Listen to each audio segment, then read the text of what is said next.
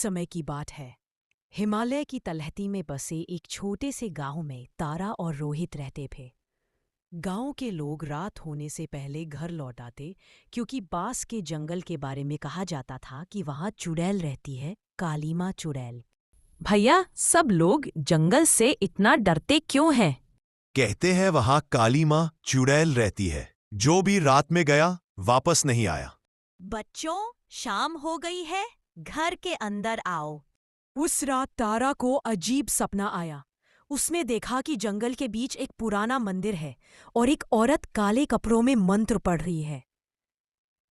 जो मेरा ताबीज लाएगा उसे मैं मुक्त कर दूंगी।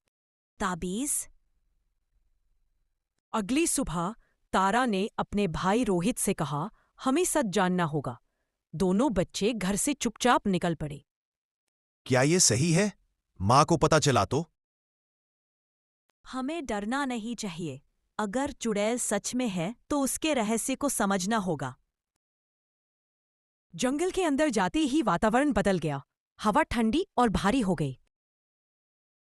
तारा, ये जगह अजीब लग रही है। ध्यान रखो, आगे शायद वही मंदिर होगा। जैसे ही तारा और रोहित मंदिर के भीतर पहुंचे, हवा में ठंडक और भी बढ़ गई। डरावना माहौल बच्चों के दिलों में हलचल मचा रहा था। तभी काली मां की गूंजती हुई आवाज पूरे मंदिर में फैल गई। कौन है तुम? मेरी साधना को भंग करने की हिम्मत किसने की? तारा, चलो यहां से। हम डरकर नहीं भागेंगे। हम जानना चाहते हैं कि तुम सबको क्यों डराती हो। डराती नहीं बच्ची, मैं तो खुद इस श्राप की कैदी हूं। श्राप? काली मां धीरे धीरे बच्चों के करीब आई। उसके चेहरे पर अब गुस्से से ज्यादा दर्द था।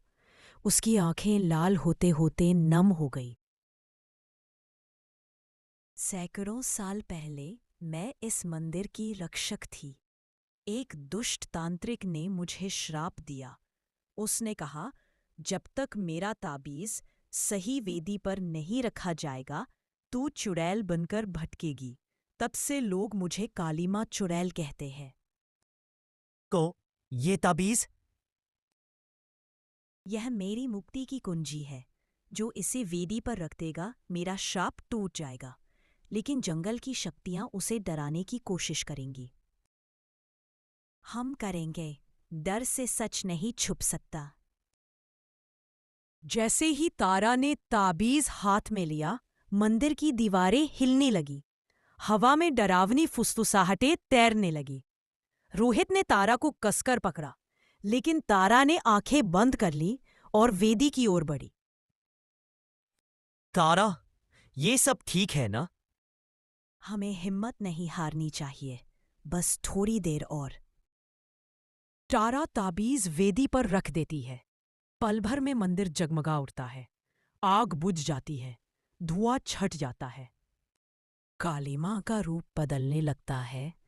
डरावना चेहरा मिटकर वह एक शांत साध्वी जैसी दिखने लगती है। तुमने मुझे मुक्त किया बच्चों। अब यह जंगल तुम्हारा मित्र होगा। मेरा श्राप समाप्त हो गया। दोनों बच्चे लौटे तो उनके मन में अजीब सी शांति थी। उन्हें पता था, अब जंगल और चुड़ैल से कोई नहीं डरेगा। उन्होंने सच जान लिया था।